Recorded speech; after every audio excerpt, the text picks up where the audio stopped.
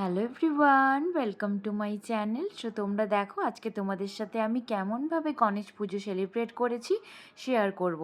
তো এটা অ্যাকচুয়ালি 2-3 দিনের ব্লগ রয়েছে। আমি পুজোর আগের দিন সমস্ত কিছু দশকর্মার বাজারগুলো করে এনেছিলাম। তো বাজার করতে গিয়ে দেখি কত সুন্দর ছোটো ছোটো গণেশ ঠাকুর এসেছে এবং বাইরে মানে আশেপাশে যেখানে গণেশ পুজো হবে সেই জায়গাগুলোকেও খুব সুন্দর করে ডেকোরেশন করে দিয়েছে।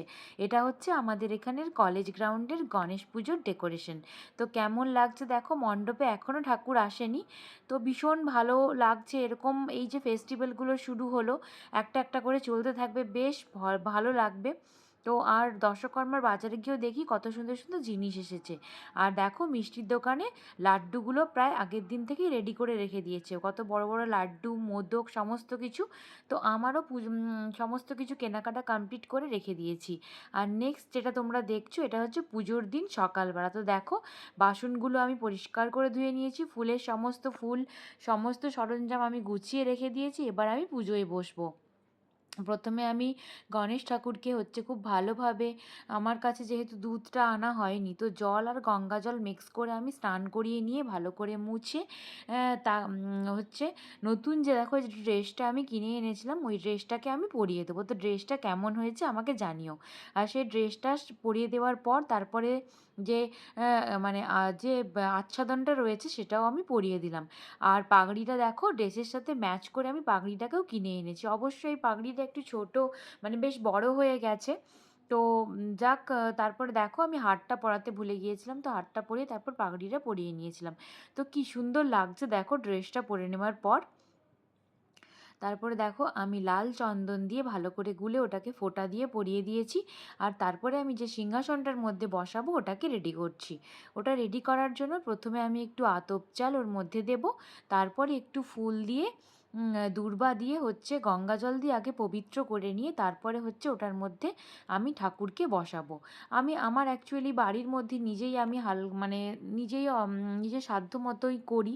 কোনো দিন যদি ভগবান চান তো আমি বড় করে করতে পারবো। এখন মোটামুটি আগের বছর এরকম ছোটোখাটোভাবে করেছিলাম, তো এবছরও তাই একটা দেখো আমি হালকা করে সেট আপ তৈরি করে নিয়েছি। তো এটা আমার কাজের জায়গাতেই সেট আপটা তৈরি করে নিয়ে ওখানে আমি ঠাকুরকে বসিয়ে দিয়েছি। তারপর আমি প্রসাদগুলোকে রেডি করে নিচ্ছি, মোদক, লাড্ডু, তারপরে হচ্ছে এদিকে তোমার কালাকাঁদ, সমস্ত কিছু দিয়েছি। তো দিয়ে রেডি করে নিয়েছি। তারপরে ঠাকুরকে একে একে আমি ফুল, গলার মালা সমস্ত কিছু পরিয়ে নিয়েছি। আর তারপরে ঋদ্ধি এবং সিদ্ধিকেও স্থাপন করেছি, দুদিকে দুটো পান দিয়ে তার উপরে সুপরি দিয়ে ওখানে চাল এবং ফুল সমস্ত কিছু নিবেদন করে আমি ঋদ্ধি সিদ্ধিকে স্থাপন করে দিয়েছি। আর ওখানে আমি লাল চন্দনের তিলকও পরিয়েছি। তো দেখো আমি যতটুকু পারি, যতটুকু বুঝি এবং নিজের সাধ্য মতন মন থেকে যেটুকু করেছি, ভুল ত্রুটি হয়তো হতে পারে, বলতে পারবো না। আমি আমার মন থেকে ঠিক যেমনভাবে একদম আমার মানে একদম হৃদয় থেকে আমি করেছি।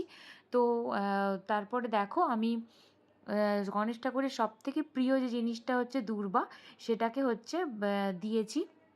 তো এই দূর্বাটার একটা রীতি রয়েছে, 5টা দূর্বা থাকবে এরকম টাইপের 11খানা একসাথে তোমরা বান্ডিল করে বেঁধে সেটাকে অর্পণ করতে হয়। গণেশ ঠাকুরের প্রিয় ফুল হচ্ছে লাল ফুল, তো লাল ফুলও আমি অর্পণ করেছি। এবার আমি আরতি করে নিচ্ছি।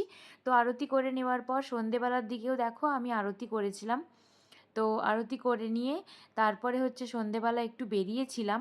তো আমাদের আশেপাশে কলেজ গ্রাউন্ডের যে পুজোগুলো তোমরা একটু দেখে নাও, কেমন লাগলো অবশ্যই আমাকে জানিও। আর আমার ছোট্ট এই পুজোর ব্লগটাও কেমন লাগলো অবশ্যই আমাকে জানিও। আর আমার চ্যানেলটাকে লাইক করে, শেয়ার করে অ্যান্ড সাবস্ক্রাইব করে দিও, অ্যান্ড পাশে থাকা বেল আইকনটা প্রেস করে দিও, যাতে কোনো ভিডিও আপলোড করে নোটিফিকেশান অবশ্যই পাও। তো আজকে এইটুকুই, টাটা।